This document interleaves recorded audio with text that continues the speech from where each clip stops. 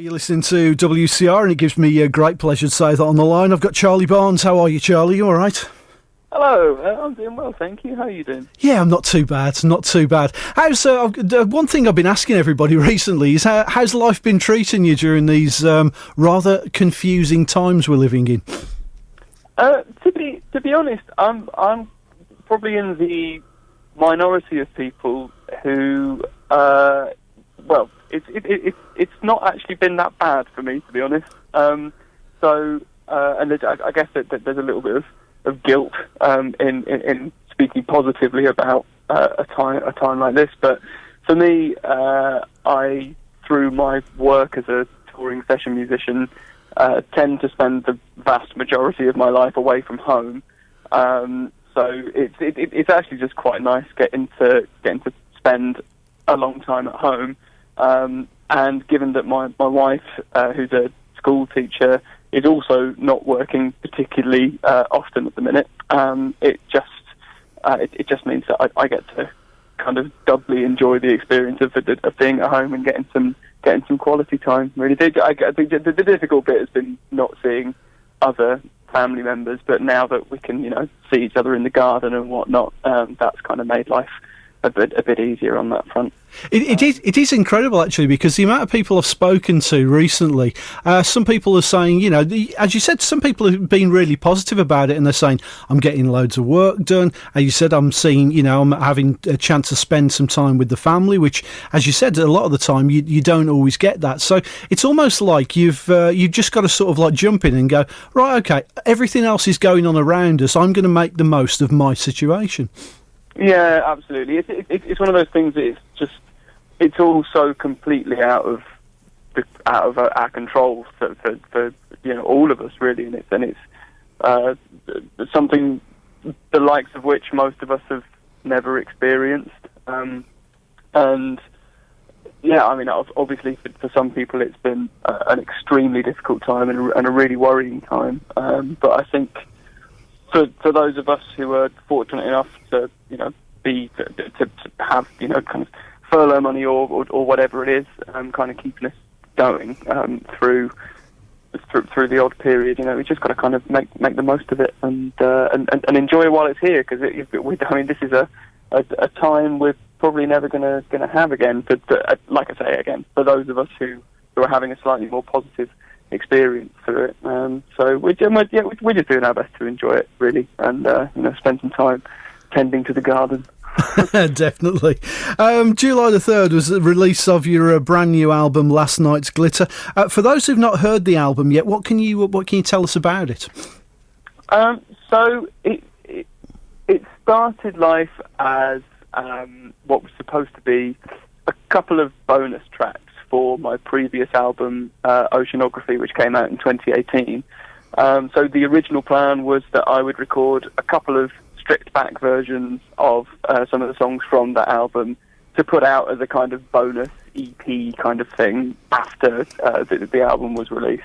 But as soon as I kind of had the time to sit down in my studio at home and start playing around with these stripped back versions, there were so many of the songs that I really enjoyed playing that way and thinking about what kind of different arrangements I could do with them in terms of using different instruments to what was on the original recording, or moving parts from one instrument to another to kind of change things up a little bit. That it just ended up turning into a full album. And around the time of starting it, I was on a new song that was kind of a follow-up to one of the songs from Oceanography, and that seemed like a fitting end for the album. So I basically approached my label and said, that EP thing we were talking about, it's kind of turned into an album. Is that okay? And they were really pleased and really excited, and thought that the arrangements I was coming up with, because I sent them a couple of advanced mixes of where things are going, and they thought it was sounding really cool. So they were into the idea, and here we are. It's out in the world.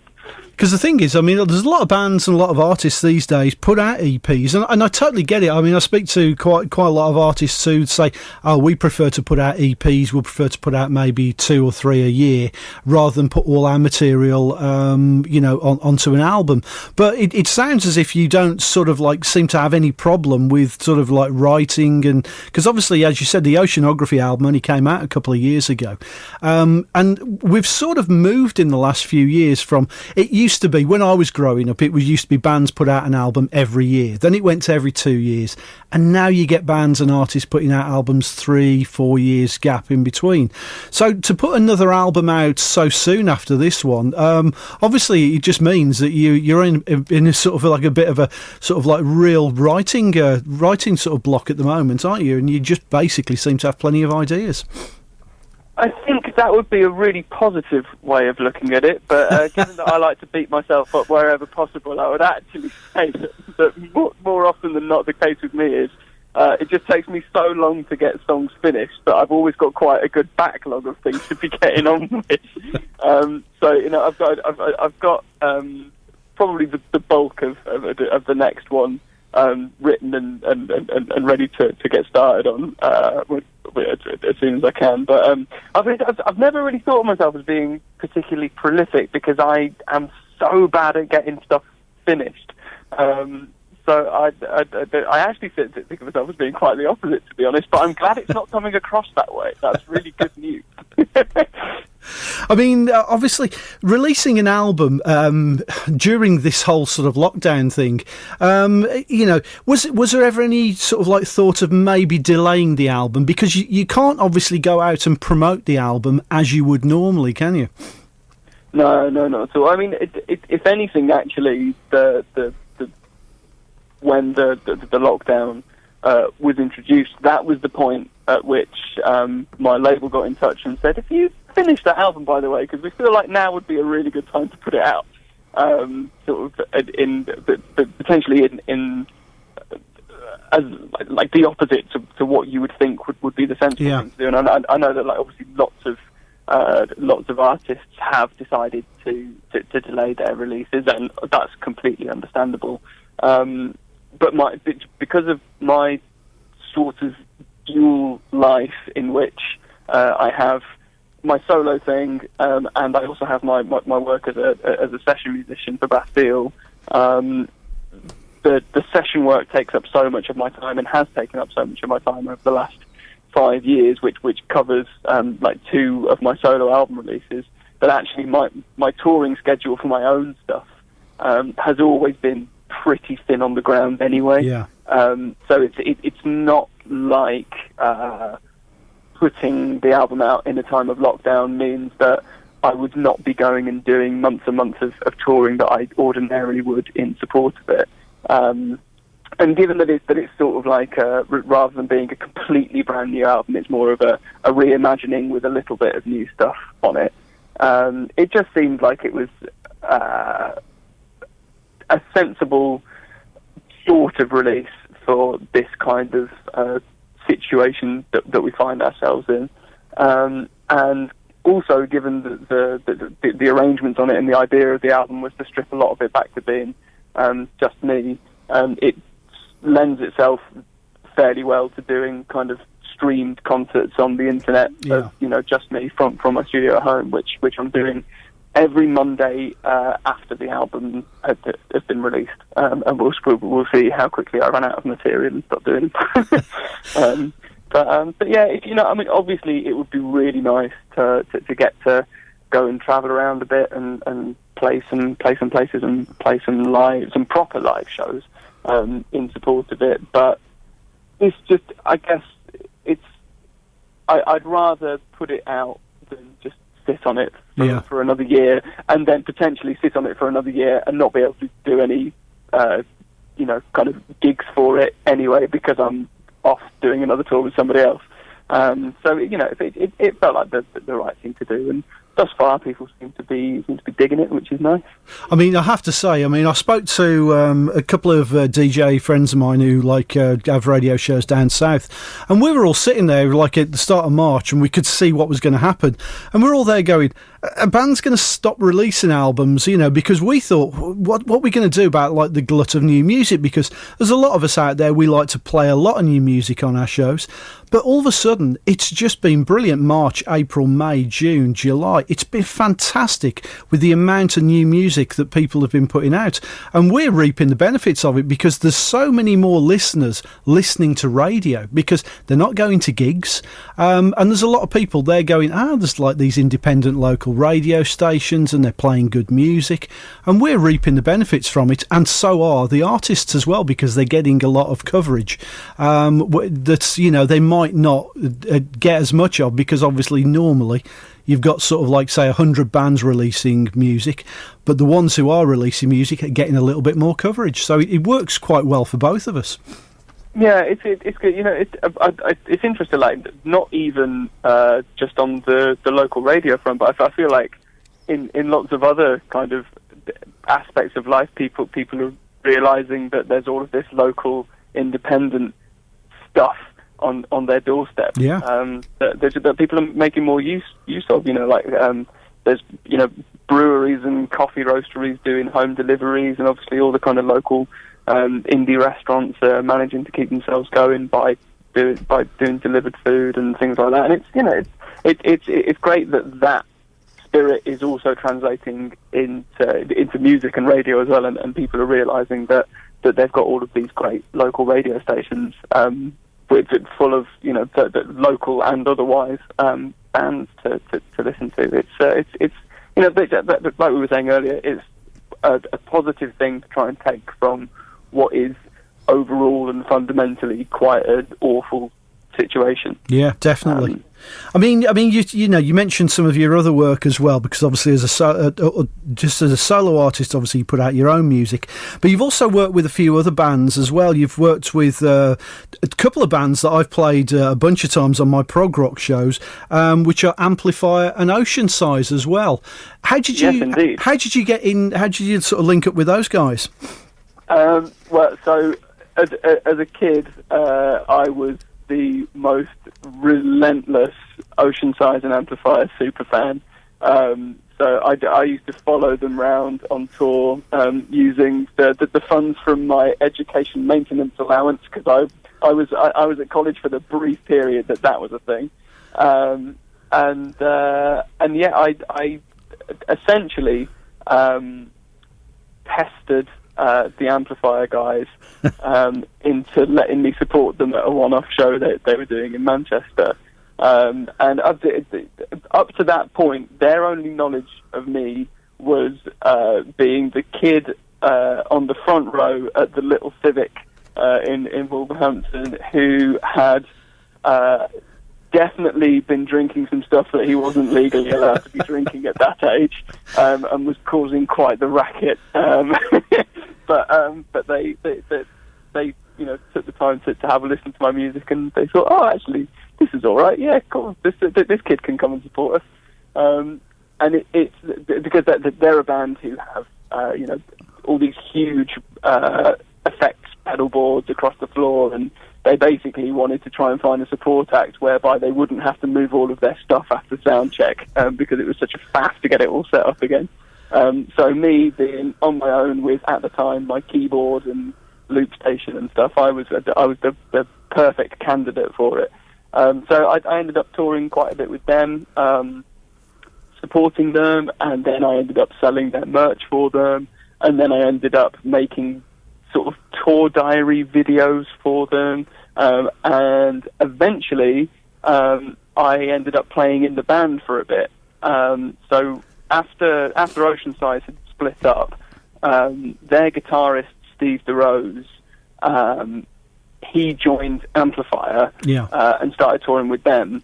I was touring, working for them at the time, and I mean, Steve kind of knew me from the couple of times that he'd seen me support an amplifier, and also the fact that I was always just there pestering him at the merch table after Oceanside shows.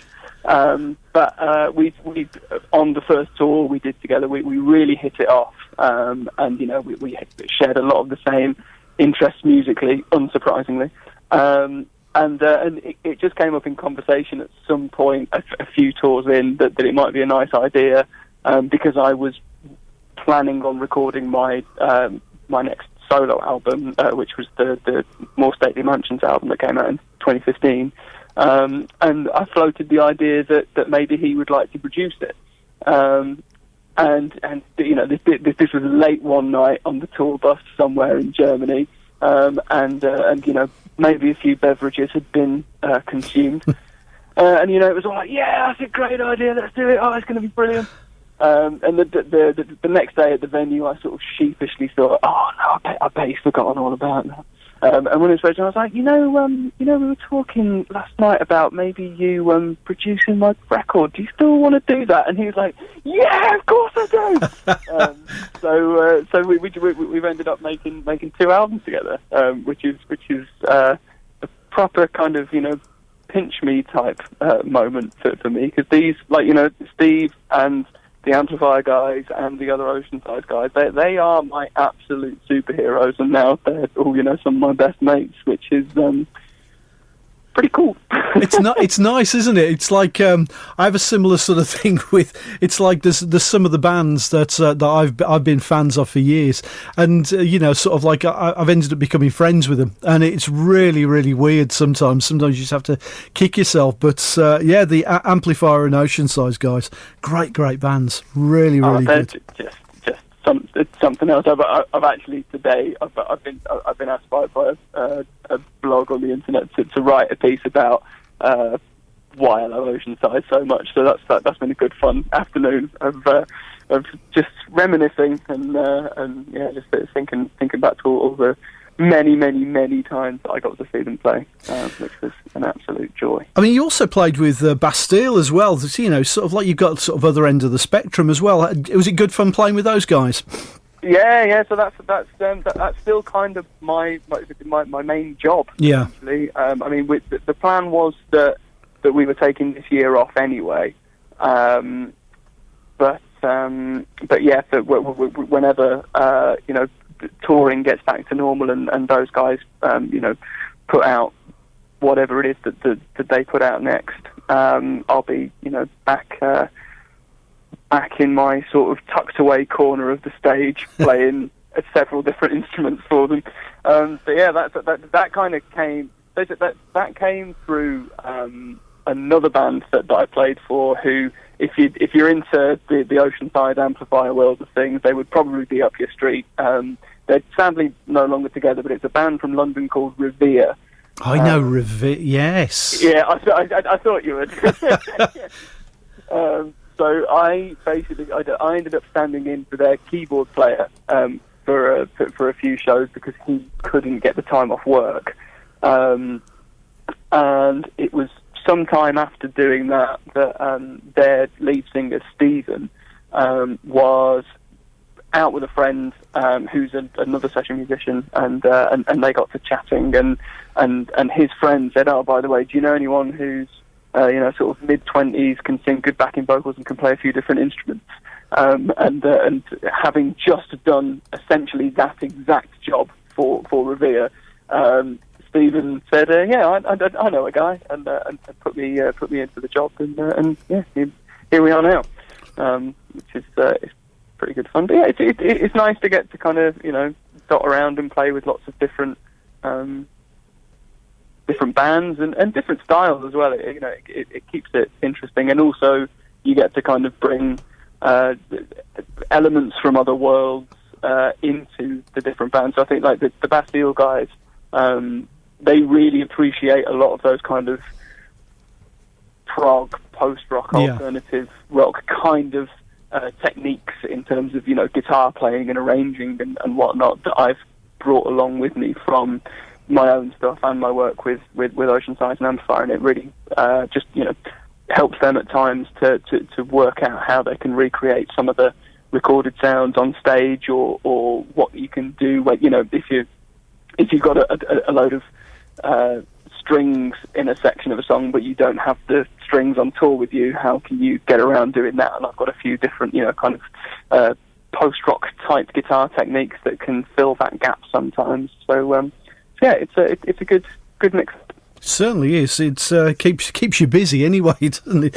Yeah, unbelievably so, thankfully. I mean, as I said, we obviously, I do wish you every success with the album, sort of Last Night's Glitter. I really do. As I'm absolutely loving the track itself. I think it's absolutely fantastic. Oh, thank you so much. But I think because obviously you're fairly local as well. I think you're based in Lichfield, I believe. I am indeed, yeah. Well, I think as soon as all the lockdown stuff is lifted and we can actually get guests into the studio, it'd be great if you come across to us, bring your guitar, and just come over and do a session for the Unchained show. Oh, that'd be amazing. I would love to do that. That'd be really good fun. Well, I said, I do wish you every success with the album. I says, I'll be doing my level best and I'll be playing plenty from it. And thanks so much, Gary. Yeah, and I said, and it's been an absolute pleasure chatting to you, Charlie. And I said, as soon as we can allow people back in the station, we'll get you over here to play a couple of songs for us. Great stuff. Well, I look very much forward to that day. Hope it comes sooner rather than later. Let's hope so. That would be good fun. Charlie, it's been an absolute pleasure, mate. Take care, and I'll hopefully see you soon. Thanks very much. See you soon. All the best. Bye.